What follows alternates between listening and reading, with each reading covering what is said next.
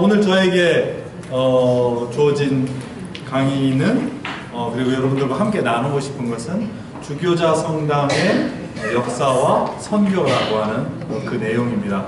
우리가 지금 주교자 성당의 신자로서 이 성당을 지켜나가고 있는 사람들인데요. 도대체 이 주교자 성당이 뭐 하는 곳이냐, 또 우리 주교자 성당 교인은 왜 다른 교우들하고 또 교구에 있는 다른 일반 지역 교회와 어떤 점이 다른가, 이런 걸 한번 좀 생각해 볼 필요가 있겠다는 생각이 들어서 오늘 마지막 저희 상반기 특강을 정리하는 과정에서 저한테 이런 부탁이 들어와서 함께 여러분들과 나누려고 합니다. 아울러서 지난 6월 달에 저희가 신자회장님, 저 그리고 또 다른 지역교회에 있는 신부님들, 또 신자회장님 이렇게 해서 지난 8년 동안 피터버러 교구와 영국 성공의 피터버러 교구와 교류 관계에 있었기 때문에 그 교류 관련해서 저희가 방문을 하고 돌아왔습니다. 특별히 영국 피터버러 교구에서는 이제는 주교자 성당 간의 교류까지도 함께 했으면 좋겠다 하는 그런 이야기가 있어서요. 그때 다녀왔던 이야기들도 함께 나누는 그런 시간을 가졌으면 좋겠습니다. 여러분, 이 그림을 보니까, 이 사진이 그림이 아니라 사진이에요. 사진. 진짜 모습 사진. 사진을 보니까 어떤 느낌이 드세요? 여러분의 느낌은? 너무나 아름답다. 네, 또 아름답다. 다른 데 같아요. 다른 곳 같다. 아니, 우리 교회가 지금 여기에 자리에 있었던 지가 얼마나 됐는데 이상하게 다른 것 같다. 네, 좋습니다. 또 뭐라고요? 그 밑에 부분이 들어섰기 때문에 밑에가 없어져가지고 앞에 있던 게 없어져서 우리가 너무나 환하게 드러났다. 뭔가가 드러났다. 그리고 우리 교회가 달라진 것 같다. 그리고 아름다워졌다. 아주 좋습니다. 또 이 세 가지면 돼요? 그러면 이 세 가지 가지고 제가 이야기를 먼저 해보겠습니다. 여러분, 우리 교회가 70년 동안 우리 앞에 국세청 건물이 들어서서 이 세상에 잘 드러나지 않고 우리의 복음이, 여기에서 함께 느끼는 기쁨이 이 건물에 막혀가지고요 70년 동안 움직이질 못했어요. 그런데 이 교회의 아름다움, 그리고 그 복음이 이제는 환하게 트여서 이 세상에 드러나게 되었습니다. 여러분들 정말로 중요한 지점을 제공해 주셨어요. 그 다음, 다른 곳 같다. 그렇습니다. 우리 성공회는 한국 사회에서 여전히 약간 다른 곳입니다. 그래서 오해를 많이 받기도 해요. 뭐 영국 역사 이야기로부터, 또는 최근에 여러 가지 사회가 복잡하고 그러다 보니까 여러 가지가 이념 갈등, 또 정치 문제를 가지고도 또 성공회를 이상하게 보기도 하고 다른 것처럼 보기도 말씀하기도 합니다. 괜찮습니다. 성공회는 애초에 조금 달랐어요. 특별히 한국이라고 하는 교회 안에서 성공회는 매우 중요하고 중요한 위치를 차지했지만 역시 조금 다른 면들이 있었습니다. 그 다른 면들을 굳이 이야기하자면 성공회는 전례 전통을 아주 잘 그렇게 보존하고 그것을 기뻐하는 그런 교회라는 점에서 다른 교회들, 특히 개신교하고는 많이 달랐습니다. 두 번째로, 성공회는 이 교회의 전통을 아주 강조하면서도 이 사회가 가지고 있는 아픔들 또는 어려움들, 그리고 매우 복잡한 그 문제들에 대해서 아주 정직하고 솔직하게 대화하면서 배우고 나 자신을 변화시키려고 했다는 점에서 매우 달랐습니다. 그게 어떤 점에서는 천주교나 정교회나 그런 점하고 성공회가 조금 다른 점이기도 하겠습니다. 그러니 우리 교회가 그동안 숨겨져 있던 것이 드러났고, 그 다음에 원래 우리가 달랐던 모습, 그 달랐던 모습 속에 담겨져 있는 아름다움이 또한 드러나게 되었다. 이렇게 말해도 되겠습니다. 그리고 이 모든 것들이 여러분이 말씀하신 대로 아주 아름다운 모습으로 우리 자리에 있습니다. 그렇다면 이 건물, 이 아름다운 풍경을 만들어내는 가장 중요한 부분은 무엇일까요? 많은 사람들은 건물이라고 생각해요. 그렇죠? 건물이 아름다우니까요. 그러나 더 중요한 것은 무엇이냐면 이 건물 안에서 예배하고 또한 기도하고 함께 친교하고 서로 격려하는 그 사람들이 가장 아름다운 분들입니다. 바로 여러분들이 이 성당을 아름답게 만들어내는 주인공이라는 점을 꼭 기억해 주시기 바랍니다.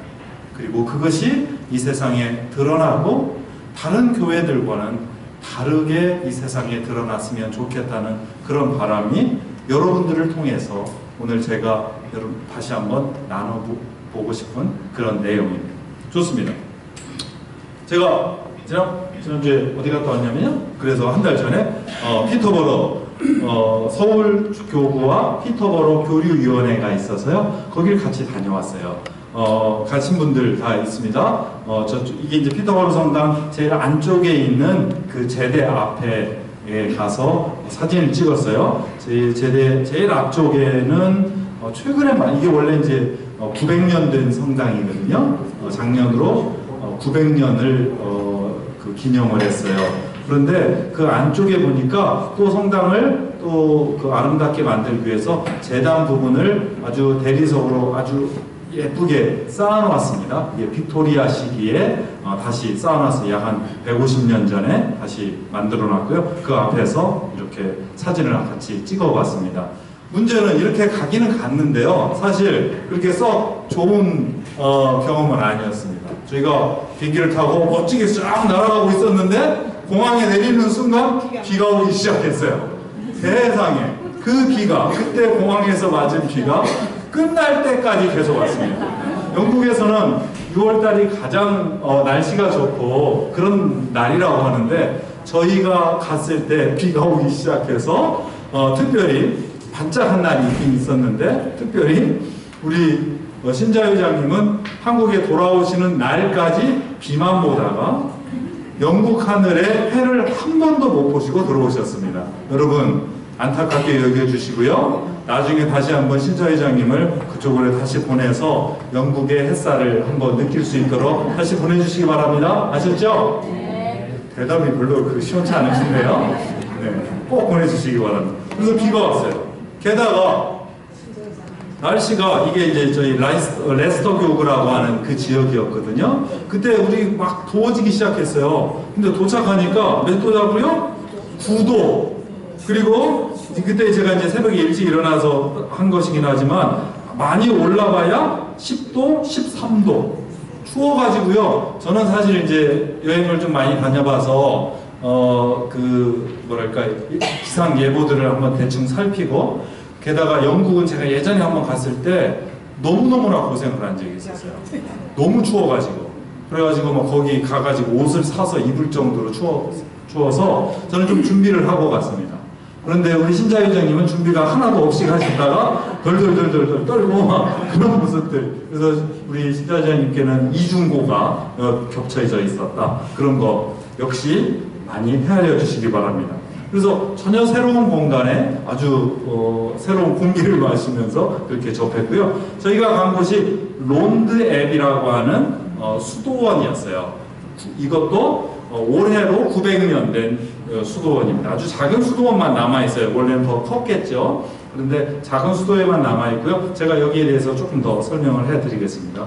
그리고 이 수도원에 도착해서 역시 비가 오고 있었고요. 그 다음에 갔더니 이 수도원을 상징하는 아주 조각상이 있었는데 예수님께서 아주 온화하게 팔을 펼쳐서 많은 사람들을 환영하는 그런 모습으로 있었고요. 제 방에 들어가서 수도원에 있는 그 성당 쪽을 창문으로 사진을 하나 찍어서 많은 분들에게 한번 나눈 사진들이 있습니다. 그리고 그 성당을 나와서 딱 보았더니 와, 이렇게 아름다운 곳이. 여러분도 가보고 싶죠? 비 올 때를 피해서 가보시면 좋습니다. 그래서 여기를 진짜 원하시는 분들은 아마도 우리 주교자 성당이 이 교류 관계를 계속 하면서 이런 곳에도 좀 같이 방문하고 했으면 좋겠다 하는 그런 생각이 들었습니다. 양들인데요. 양들이 넓게 이제 퍼져서 한가롭게 풀을 뜯어먹고 있었습니다. 이미 털을 다 깎아가지고요. 저렇게 좀 날씬하게 보여요. 털을 이미 다 깎아놓은 상태였습니다. 비를 맞으면서도 계속해서 풀을 뜯고 있더라고요. 잠도 거기서 자는 모양이에요. 네, 너무 춥지는 않았기 때문에 양들이 어느 정도 견딜만 하니까 이렇게 방목을 해서 양들이 자라나는 것을 보고 있어서 아주 평화롭고 온화한 어떤 그런 풍경들을 저희가 느낄 수 있었습니다. 여러분들 때문에 제가 함께 누렸던 대단히 중요한 시간이고 아주 편안한 시간이기도 했습니다. 그 론드의 수도원인데요. 지금은 피정센터로 운영을 하고 있습니다. 1110년에 설립을 했습니다. 성 어거스틴 수도회로 원래 설립을 했어요. 근데 이제 여기 죄송합니다. 1110년이 아니라 1119년에 설립을 했습니다. 성 어거스틴 수도회로 설립을 했고요. 영국에 있는 수도회들은 대체로 베네딕트 수도회들이 많았는데 여기는 어거스틴 수도회고요. 아주 작은 수도원의 원이라고 볼 수 있습니다. 다른 큰 수도원에 비해서 대체로 이 큰 수도원들이 이제 베네딕트 수도원들이 큰 성당을 짓고 지금은 거기가 대부분 주교자 성당이 됐는데 나중에 한번 말씀을 나누겠습니다. 이 성당은 나름대로 역사가 있더라고요. 1538년 그러니까 그건 얼마야? 420년 정도, 430년 정도 잘 유지가 되다가 어떤 역사의 소용돌이에 휩싸이게 되었습니다. 무엇이냐면 1534년에 이제 헨리 8세가 영국 교회는 로마 교회로부터 독립한다 이 선언을 해서 이제 나뉘어졌거든요. 그로부터 4년 후에 이제 헨리 8세가 이 영국에 있는 모든 재산을 이 나라가 부유해지려면 이게 이 재산이 빠져나가면 안 되거든요. 그렇기 때문에 어떻게 했냐면 이 로마로 빠져나가는 돈을 봉쇄하고 그 돈을 이 국가의 재정으로 만들기 위해서 그 돈이 어디 있는지를 추적을 한 거죠. 그리고 알고 봤더니 모든 돈이 수도원에 있더라. 그래서 결정을 한 게 수도원을 다 철폐하기 시작합니다. 수도원을 없애버리기 시작해요. 수도원을 없애서 거기 있는 모든 재산을 빼앗아서 국가 재정으로 충당하게 된 거죠. 그래서 여기도 이 1538년에 헨리 8세 때문에 수도원이 이제 해체가 됩니다. 그리고 그 헨리 8세의 이제 권력자인 왕의 오른팔과 같았던 이 토마스 크로멜이라고 하는 사람이 여러모로 도와줬단 말이죠. 그 사람에게 선물 주듯이 개인 별장으로 선물을 줍니다. 좀 너무하죠. 이 교회가 지었고 신자들의 땀으로 지었던 이 교회를 왕이 빼앗아서 이것을 어떤 같은 권력자의 한 개인 별장으로 이렇게 줘버리다니 이게 말이 되나. 근데 이상하게도 토마스 크로멜은 이 별장에 한 번도 와보지 못했습니다. 그리고 한 번도 여기서 묵어보지 못하고 그 사람은 나중에 처형당했습니다.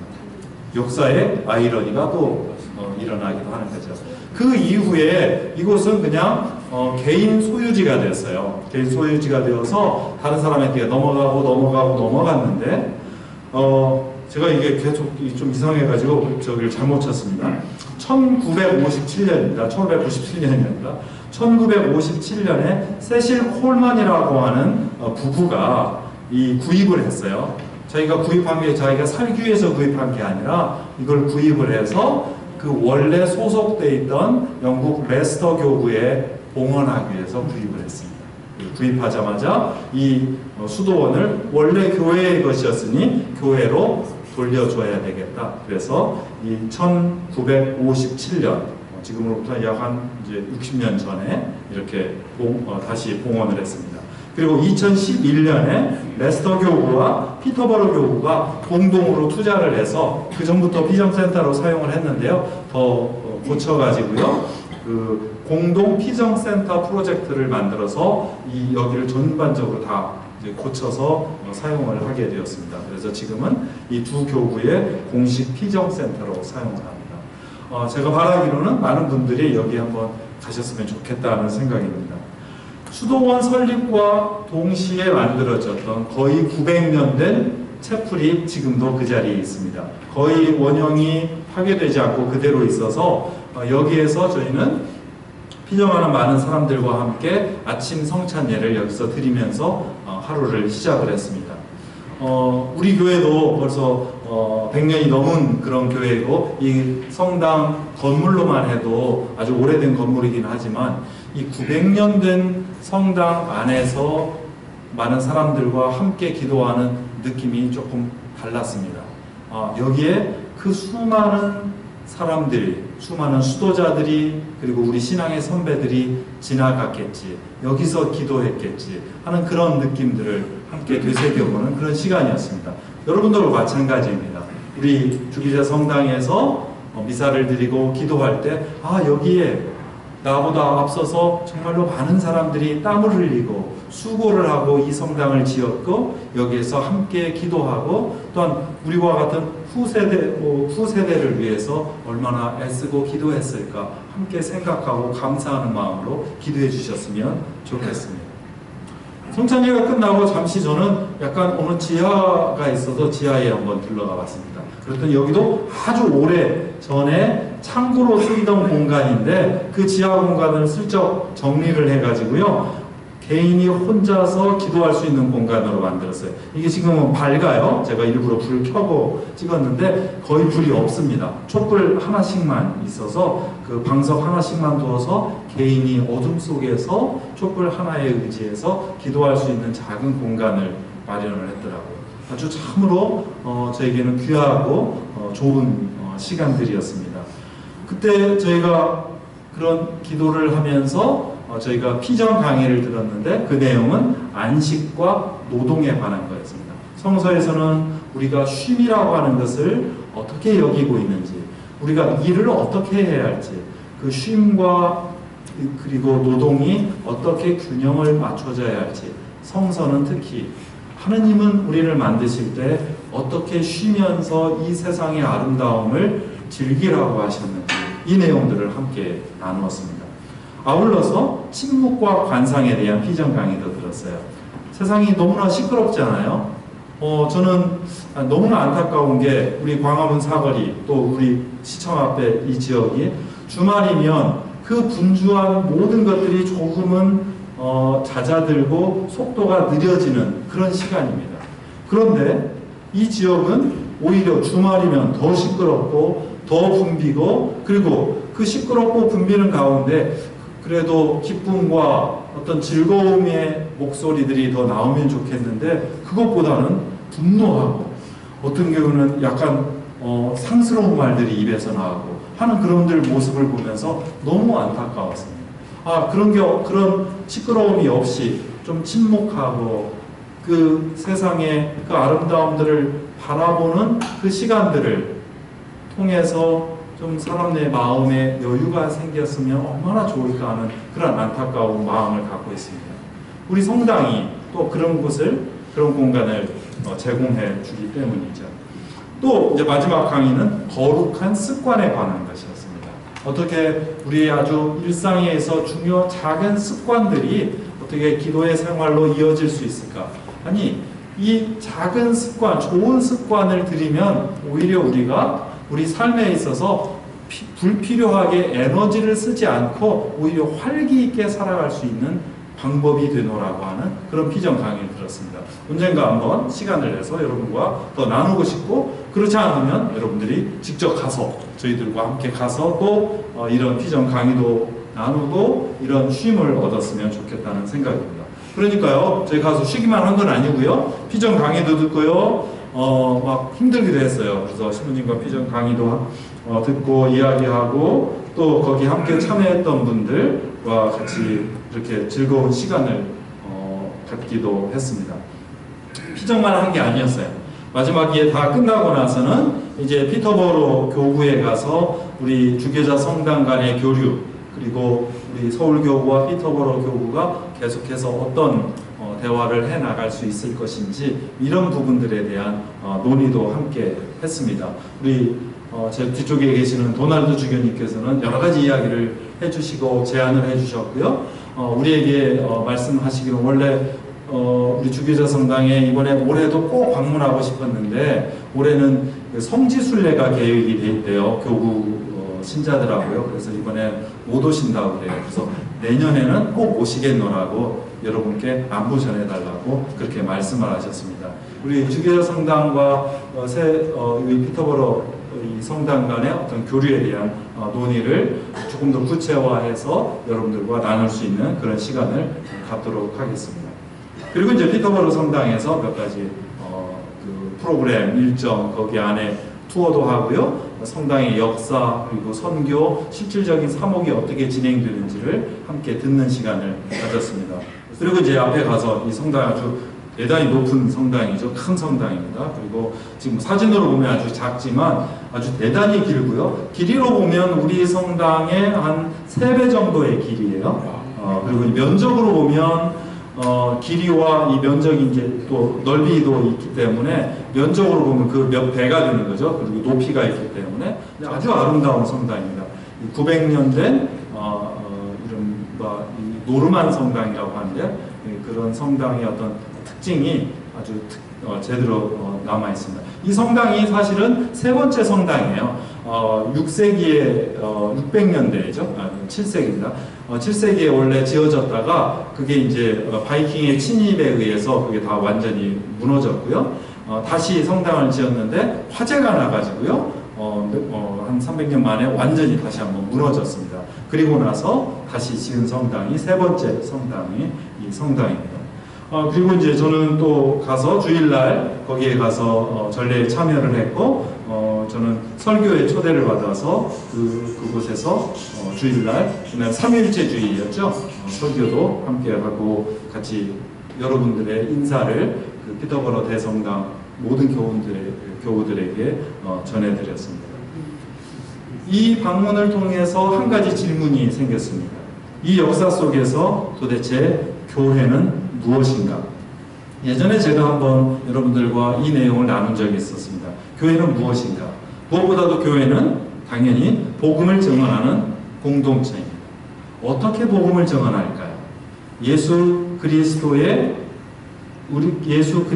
따라서 그분과 똑같이 그분의 삶, 그분의 고통, 그분의 죽음, 그리고 거기서 끝나지 않고 부활을 통해서 우리는 복음을 증언합니다. 그러니까 한번 잘 보십시오. 우리가 이 사회 속에서 우리의 삶 속에서 여러모로 겪고 있는 즐거움도 있고 기쁨도 있습니다만 여전히 풀리지 않는 나만의 고통, 우리 가족의 아픔 이런 것들이 있습니다.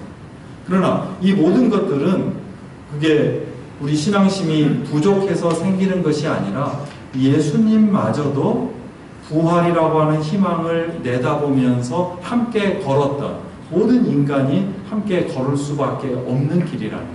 아니 오히려 그 삶의 고통과 어려움을 통과할 때 혼자서가 아니라 예수님을 따라서 그리고 예수님을 따르는 여러 제자들과 함께 같이 통과할 때 그 부활을 얻어낼 수 있다.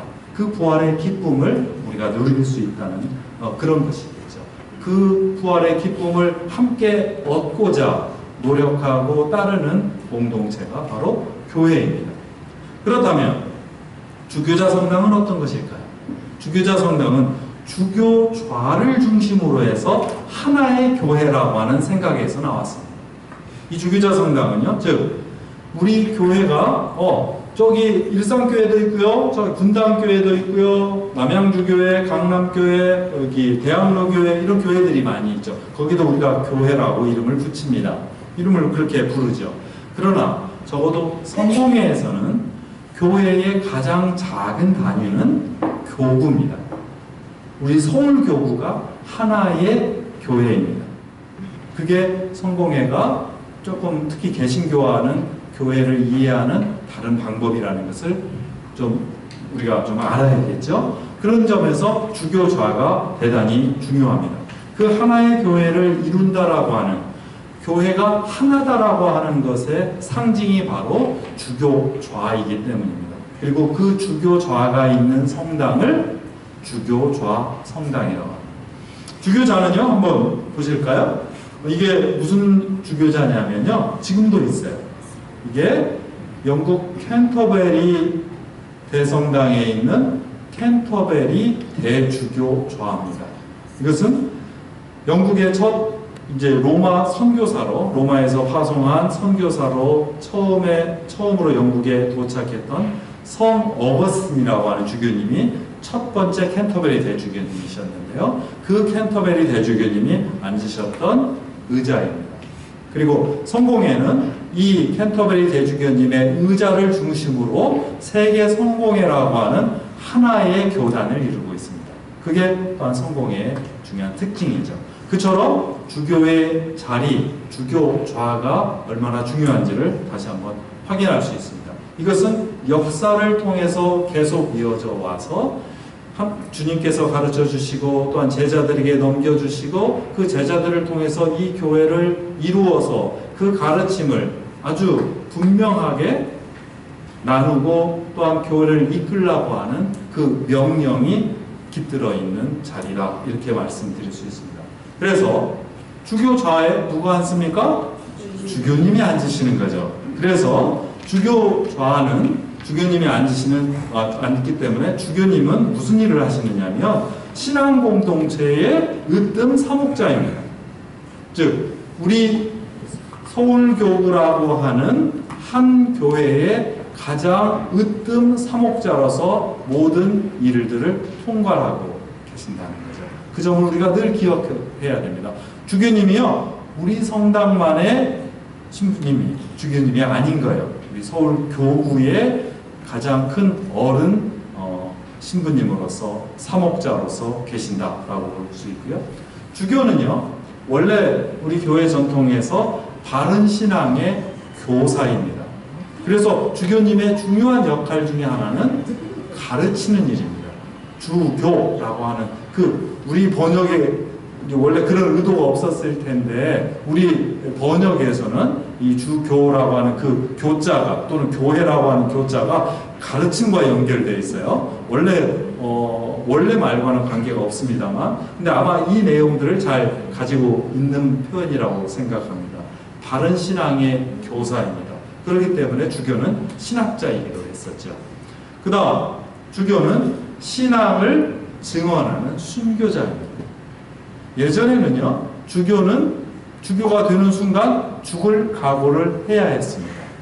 박해의 시기에 늘 주교는 순교를 했기 때문에 제일 먼저 앞장서서 죽임을 당하는 분이 바로 주교님이었습니다.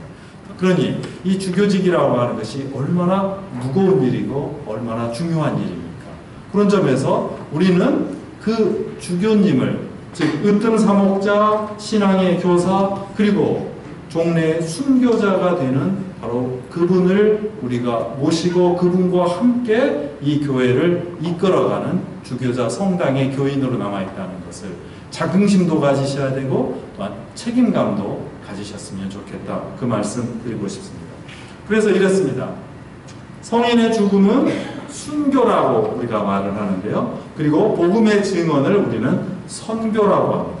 우리말에서도 순교, 선교 말이 비슷하죠? 근데 어원도 원래 비슷합니다. 마티리아라고 하는 말이 있었습니다. 마티리아, 이것은 순교한다는 뜻이에요. 근데 그 또 다른 의미가, 똑같은 말인데 또 다른 의미가 무엇이었냐면 복음을 증언한다는 말입니다.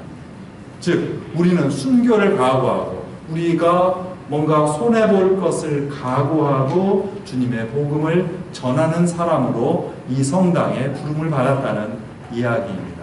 그리고 우리는 주교자 성당의 교인은 특별히 주교님께서 감당하셔야 하는 으뜸 사목자로서, 즉 교구에 속해 있는 모든 작은 지역교회를 돌보는 일, 그리고 바른 신앙의 모범을 보여주어서 그 제대로 된 신앙으로 이끌고 가르치는 일, 그리고 그것을 위해서 나를 헌신하는 그 일에 함께 하도록 부름을 받았습니다.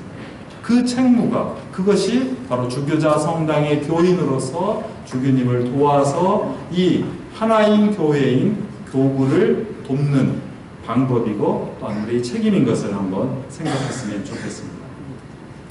그래서일 겁니다. 제가 가본 지 오래됐는데요. 캔터베리 대성당에 가보면 저쪽 뒤에 제대 가운데 이 촛불이 하나가 켜져 있습니다. 순교자들을 기억하는 촛불입니다. 아주 연약한 촛불. 이 성당에서 순교했던 사람들, 그리고 신앙을 위해서 애쓰다가 세상을 떠난 사람들을 기억하는 그 순교의 촛불을 그 아무것도 없는 곳 한 곳에 켜놓고 기억을 합니다. 그리고 바로 그렇게 순교한 곳이 거룩한 곳이다. 이렇게 말을 합니다. 그리스도를 따르던 성인이 이곳에 묻혔다. 그래서 장소가 대단히 이 성당에서는 중요하게 되었습니다. 그리스도를 따르던 성인이 이곳에서 피를 흘렸다. 그래서 그 피 흘린 장소가 너무나 중요하게 됐습니다.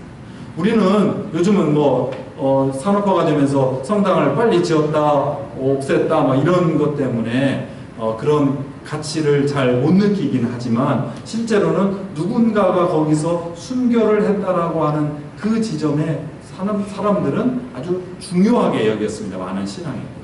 예를 들어서 한국에서 쉽게 살펴보는 걸 보면 천주교를 한번 보세요. 천주교는 200년 넘는 역사 속에서 순교로 점철된 100년의 역사를 겪었습니다. 사실 그 역사 때문에 이후에 따라왔던 개신교나 다른 교단들이 훨씬 쉽게 선교를 할 수 있었을 거예요.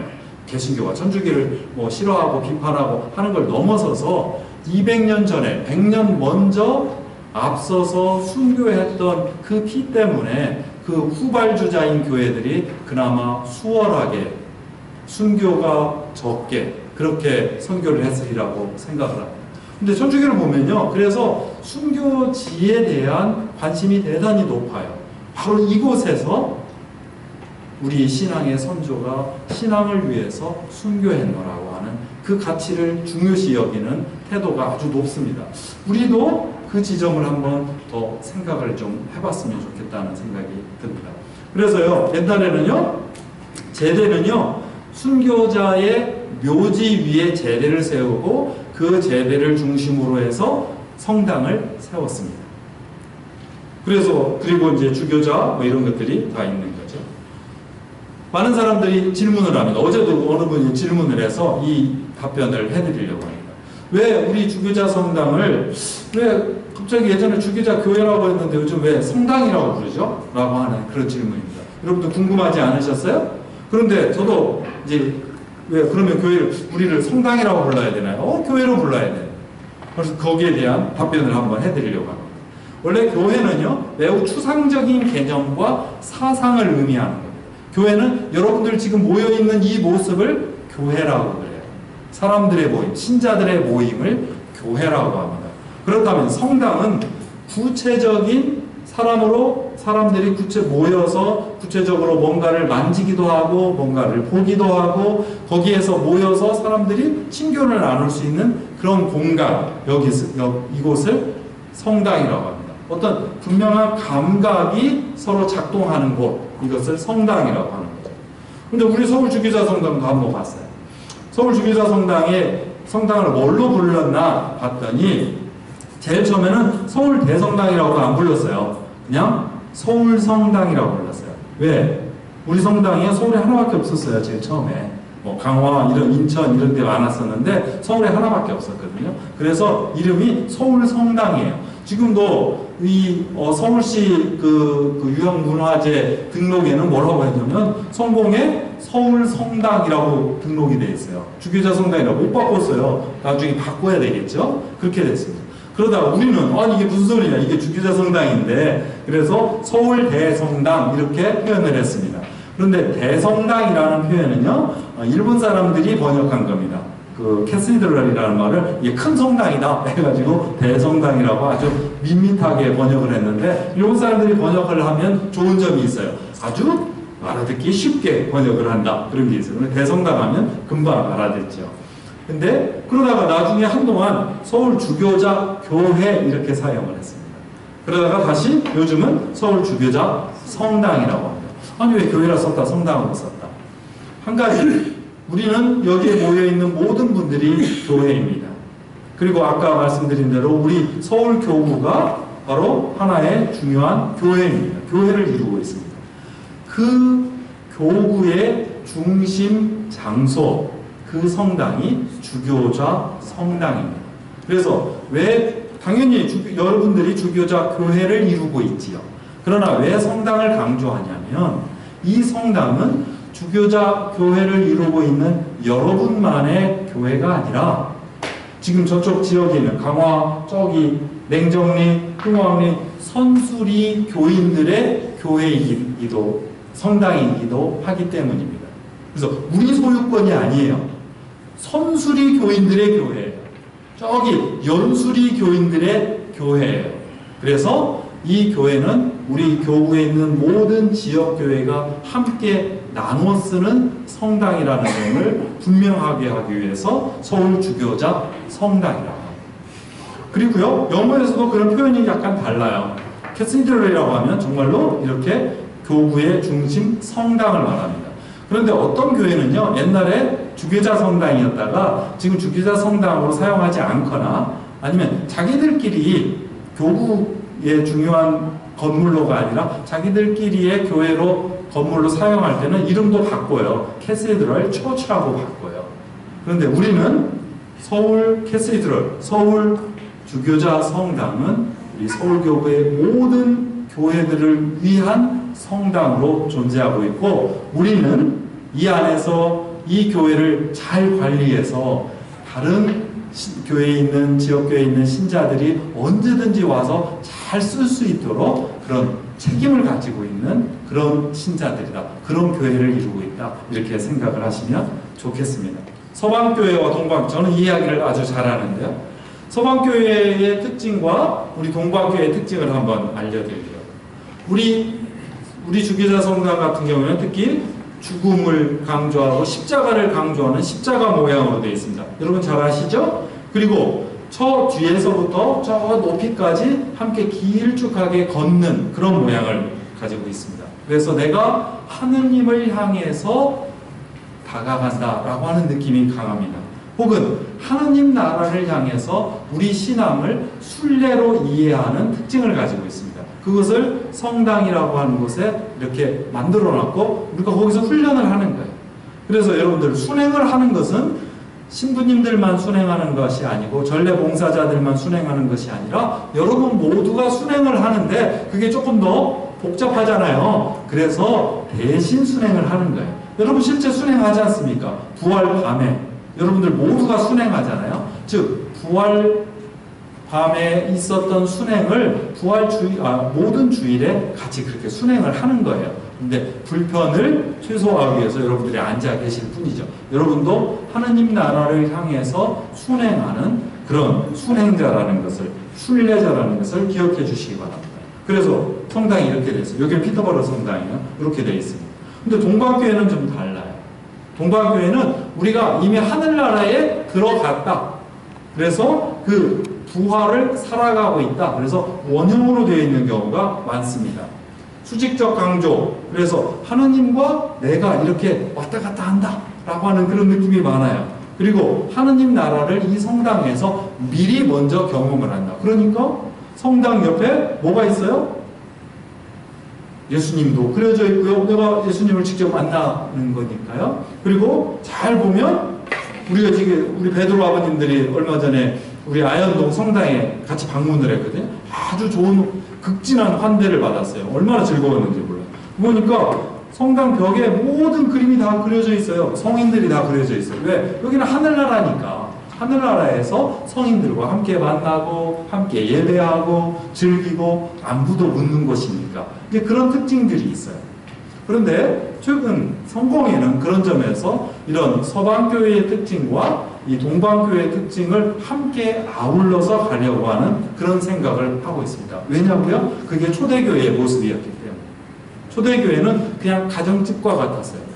정말로 초대교회 때 정말로 크다고 하는 이 주교자 성당이 꼭 이 프란시스 홀만 했어요. 그렇게 크지 않았습니다.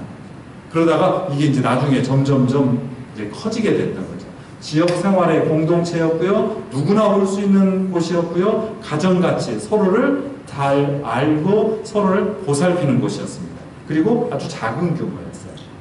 그러다가 이 중세에 지나서 권력의 중심으로 변하기 시작합니다.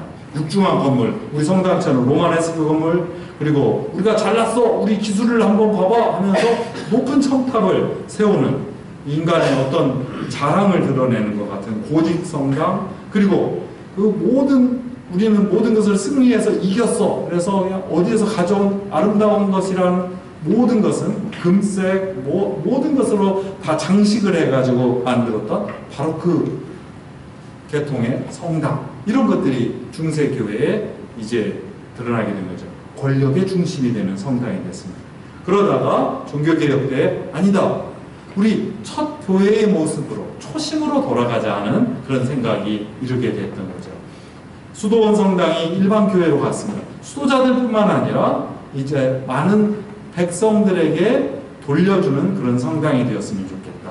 웨스터민스터 애비 성당 아시죠? 영국에 있는 아주 중요한 성당입니다. 지금은 거기가 수도원 성당이었다가 지금 이제 왕실 채플로 사용하고 있지만 아주 중요한 사람들의 무덤으로도 사용을 하고 있죠. 런던에 있는 서덕이라고 하는 대성당도 마찬가지입니다. 거기도 원래 수도원 성당이었다가 일반 사람들의, 그리고 거기는 가난한 사람들이 많았거든요. 가난한 사람들의 성당으로 바뀌었습니다. 피터버러 대성당도 우리가 갔던 데도 원래 베네딕트회 수도회의 성당이었다가 지금은 모든 사람들에게 돌려져서 백성들, 우리 많은 신자들이 함께 참여하는 그런 성당으로 변하게 됐다는 거죠. 그렇다면 다시 한번 우리 주교자 성당은 순교의 증언을 접촉하는 공간이었으면 좋겠습니다. 오늘 우리 성당에도 지하 성당에는 마크 트롤로프 주교님, 조마가 주교님의 무덤이 거기 있죠. 자신의 몸을 헌신해서 바치고 이 교회를 세웠던 모습이 들어있습니다. 그리고 몸과 마음으로 순례하는 공간이 되었으면 좋겠고, 그리고 우리 과거의 역사, 그 모든 아픔을 기억하는 공간이었으면 좋겠습니다. 우리 성당 제일 앞쪽 앞마당 쪽으로 들여다보시면 우리 성당이 여러 가지 그 곰보처럼 파편이 박혀 있어요. 그걸 시멘트로 다 메꿨는데요. 그때 예전에 저 조배들 회장님한테 여쭤봤더니 그게 그쪽 앞에 마당에 수류탄이 터져가서 그 파편이 튀어서 성당을 흠집을 낸 거예요. 우리 성당에는 여러 가지 역사의 아픔들, 그 상처들을 가지고 있습니다. 건물도 그러한데 여기에 계신 많은 분들은 어떨까요? 그리고 그 사람들은 역사들을 가져오면서 우리 신자들은 저마다 다 다른 역사의 아픔 그리고 상처들을 가지고 있습니다.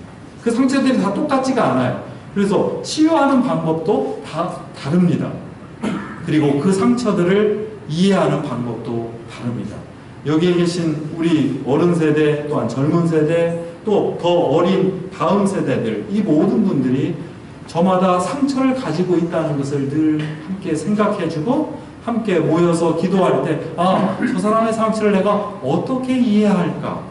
우리 역사 속에서 우리 현실이 만들어내는 그 상처가 덧나지 않고 아파하지 않고 빨리 나아서 그렇게 우리가 감싸는 일을 어떻게 할까?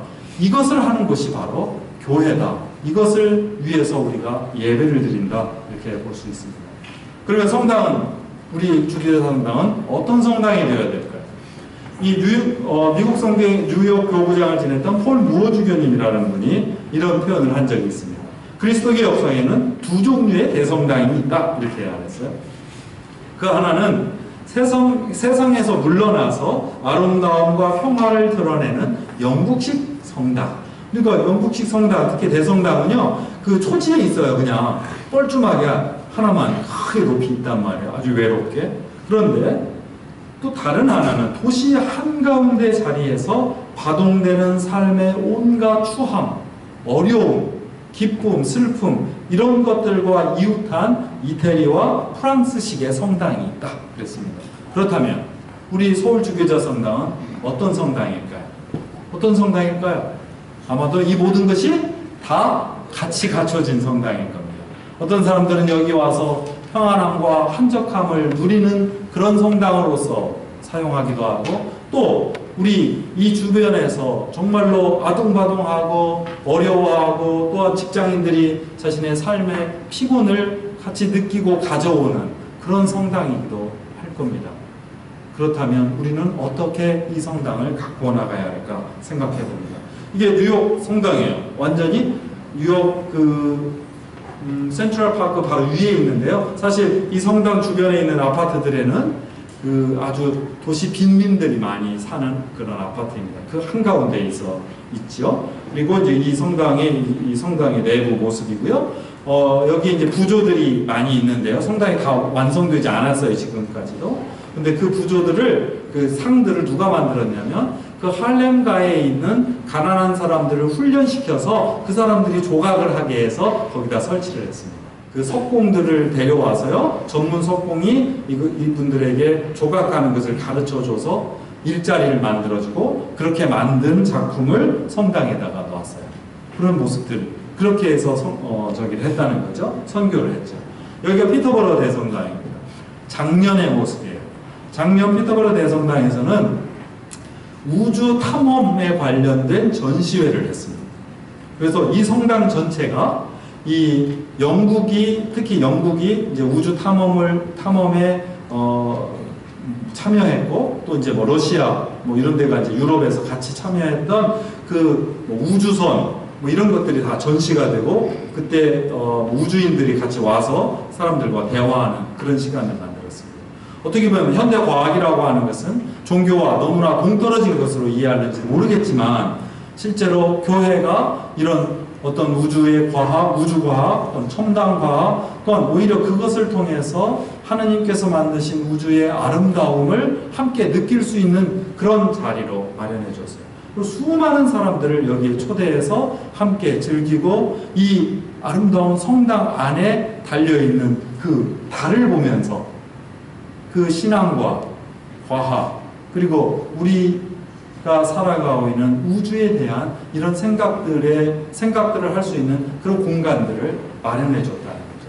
우리 교회는, 우리 주교자 성당은 어떤 일을 할 수 있을까요? 이 피터버러 대성당에는 아픔도 있습니다.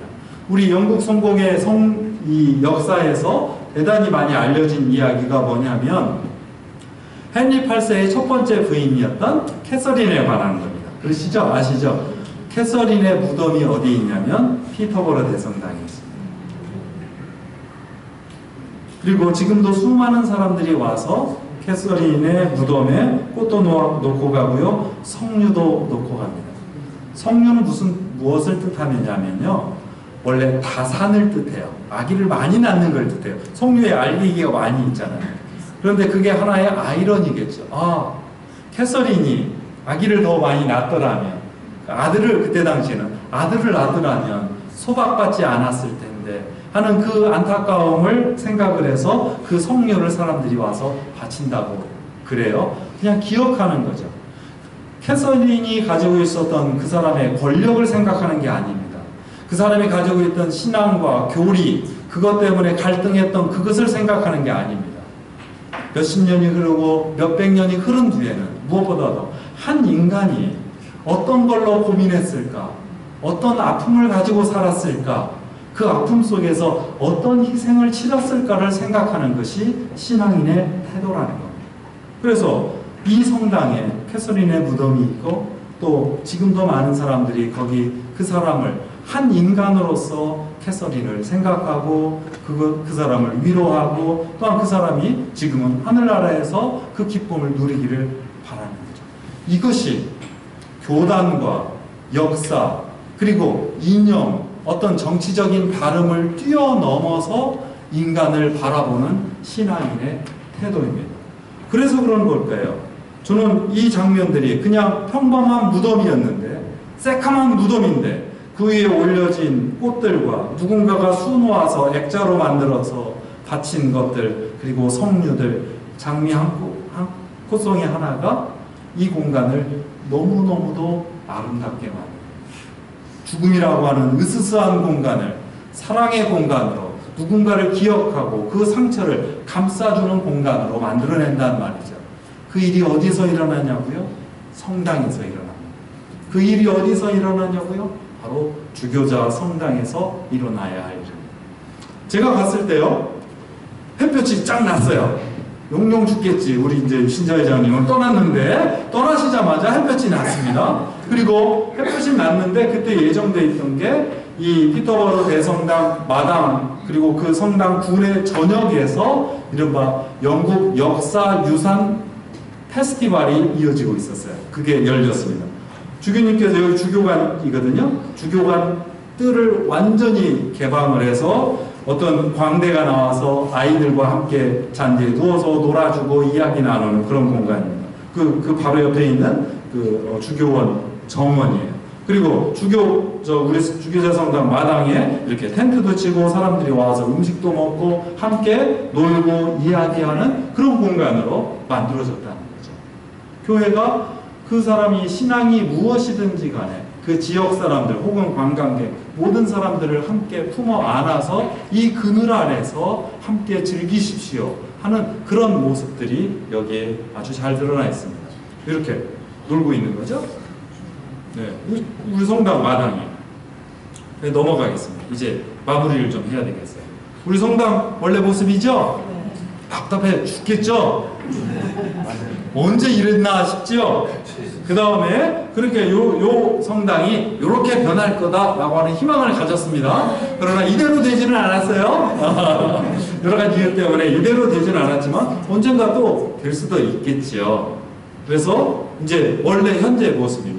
제가 이 사진을 어디서 가져왔냐면요. 한국 잘 보면요. 한국 목재신문이라는 데서 가져왔어요. 아니 세상에 무슨 목재신문 이런 데에서도 우리 성당에 대해서 관심을 갖고 있나 봐요. 실제로는 이 도시건축 전시관을 찍은 거예요. 그러니까 이게 새로 생겨났다 이런 것을 취재하면서 찍었는데 무엇보다 이 사람이 그 전시관만 찍은 게 아니라 우리 성당 전체를 아울러서 찍어서 보여주는 서울시 전체가 아주 환하게 트여 있는 모습입니다. 이게 우리 서울 주교자 성당이 자리하고 있는 바로 그곳입니다. 저는 이곳이 피터보로 대성당보다 그리고 뉴욕에 있는 그 세인트 존 더 디바인 성당이라고 하거든요. 세계에서 제일 큰 성당이에요. 그 성당보다 가장 우리 도심의 가장 중심에서 가장 많은 사람들과 호흡하고 있는 거의 유일한 성당이라고 저는 생각을 합니다. 우리가 여전히 좁은 공간이지만 그 공간을 어떻게든 좀 더 넓게 할애해서 많은 시민들과 나누려고 그렇게 노력하고 있는지 여러분들 때문에 그런 일들이 일어나고 있는지 잘 알고 있습니다. 이제 길 건너에서 보니까 이렇게 모양이 환하게 보이고 있는 거죠. 이런 환한 모습이 여러분들이 말씀하신 대로 드러나고 이 새롭고 아주 이색적인 그런 아름다움이 세상에 드러났으니 이제 여러분들이 주인공이 되어서 복음을 증언하는 사람으로 새롭게 일어났으면 좋겠습니다. 이렇게도 보여요. 그냥 아름다움 그 자체예요. 그리고 이렇게 아름다움이 드러나고 있습니다. 우리 성당은 무엇이어야 됩니까? 성당은 무엇보다도 기도하는 집, 예배하는 집이어야 됩니다. 그래서 주교자 성당은 전례와 신학 그리고 사목의 모범이 되는 교회입니다. 여러분들이 바로 대한성공의 전체 교인들의 전례와 신학과 그리고 사목, 신앙의 모범이 되어야 할 분이라는 그런 뜻입니다. 대성당 모든 신자가 다른 교회의 모범입니다. 제가 이 사진을 자주 가져오는데요. 제가 예전에 자주 다녔던 교회예요. 제가 샌프란시스코에 있을 때 그레이스 대성당입니다. 근데 거기에 아주 아름다운 성당 내부에 그 피터보로 대성당처럼 아름다운 그 예술 작품을 설치를 했어요. 약 한 80다 하면 엄청나게 긴 리본을 색색의 리본을 내려드려서 약 한 3개월 동안 작업을 했어요. 그래서 약 한 3년 정도를 전시를 했어요. 예배 동안에도 많은 사람들이 와서 도심에서 느낄 수 없는 거룩함, 어떤 아름다움을 느낄 수 있는 공간으로 사람들을 초대한 거죠. 그리고 그 밑에서 사람들은 레비린스라고 해서요, 그 미로를 걸으면서 혼자 기도할 수 있는 그런 자리로 마련을 했습니다.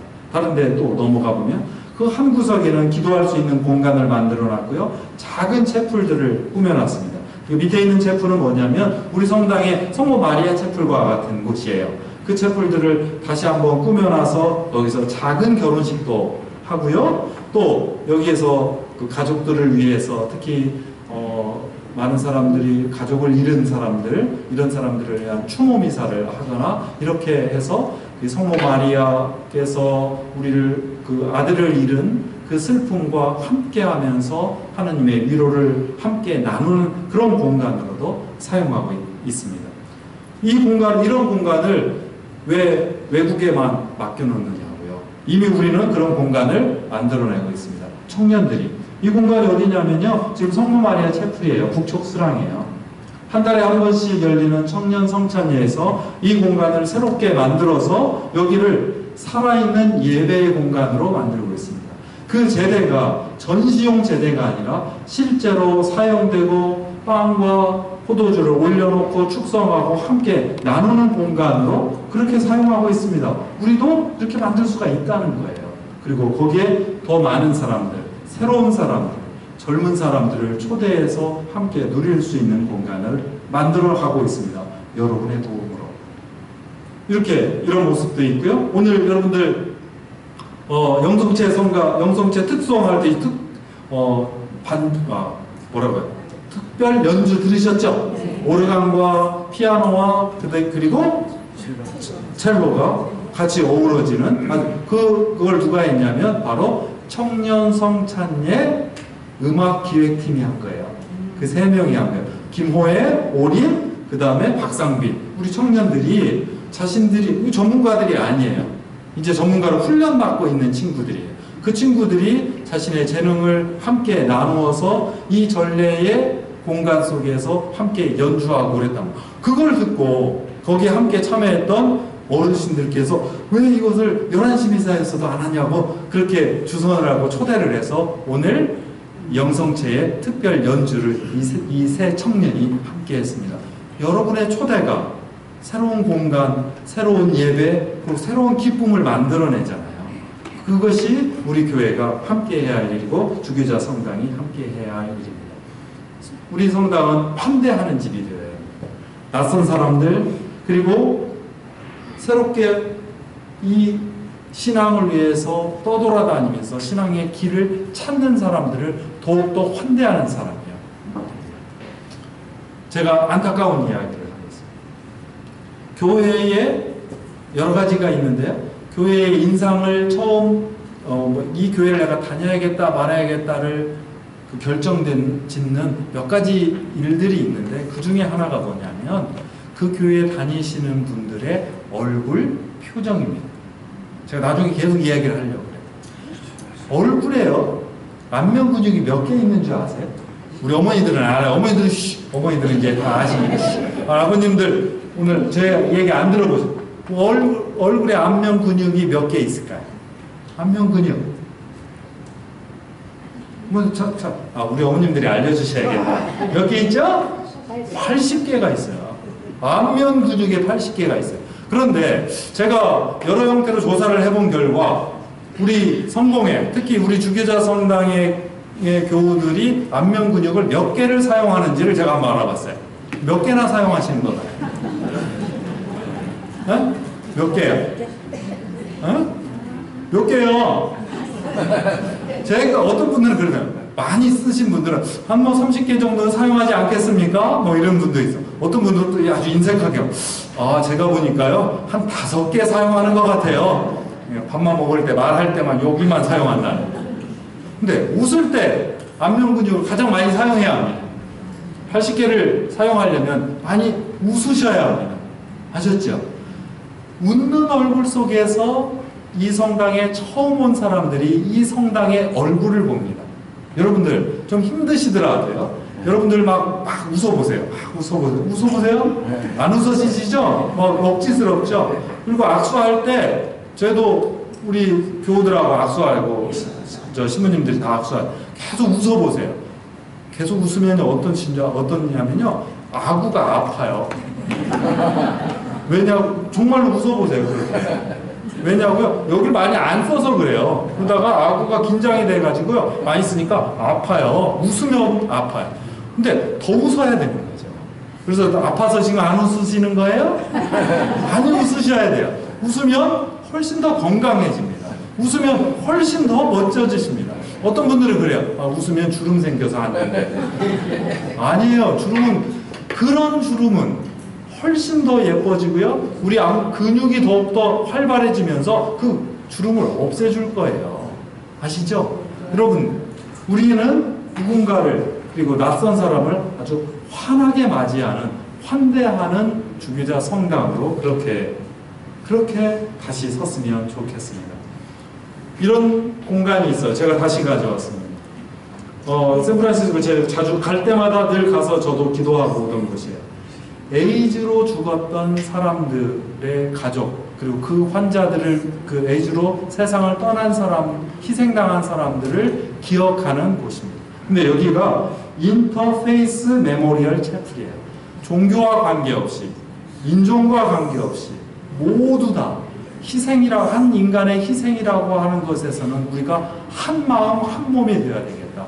같이 기억하자고 이런 공간을 같이 만들어. 아주 입구에 있는 작은 공간인데 아주 귀한 공간이었습니다.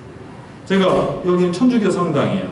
제가 그 10년 동안 섬겼던 우리 성공회 교회 바로 옆에 있는 교회였어요. 천주교 성당이에요. 새로 지었어요. 재밌게도 이 성당은 우리 성공의 신자인 건축가가 지었어요. 아름다웠고요. 그리고 제가 여기 자주 갔습니다. 왜냐하면 이 짓기 전에 이 건축가가 저희 신학교 수업에 와서 3시간 강의를 했거든요. 이 건축에 대해서. 그리고 제가 또 직접 가봤고요. 그런데 얼마나 아름다운지 몰라요.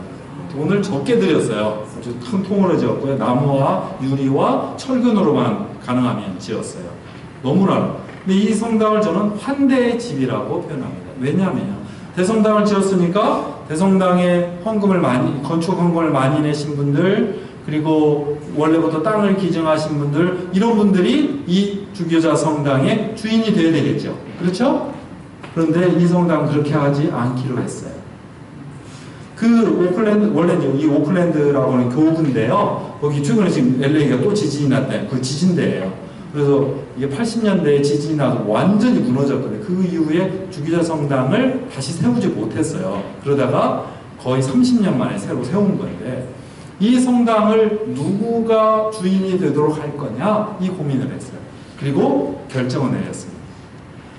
오클랜드에 있는 여러 이 소수 민족들이 있습니다.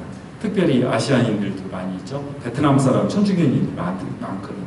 필리핀 사람들, 그리고 멕시코라고 하면 안 되겠군요. 라틴 아메리카 쪽에서 올라오신 이민자들, 그분들이 작은 교회들을 이루고 있어요. 그리고 다 작은 교회들을 빌려서 사용하고 있어요. 그 세 개의 공동체를 다 불렀습니다. 불러서 이 교회는 당신네 교회예요. 그래서 그 교회는 영어로 그 미사를 드리고요.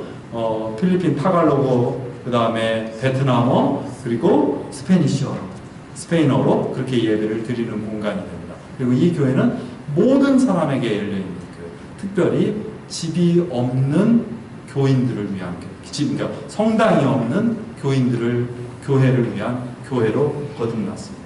이것이 진정 환대하는 교회의 모습이고, 실제로 우리 주교자 성당도 그렇게 하고 있는데 조금 더 그것을 더 열심히 하면 어떨까 하는 그런 생각이 듭니다.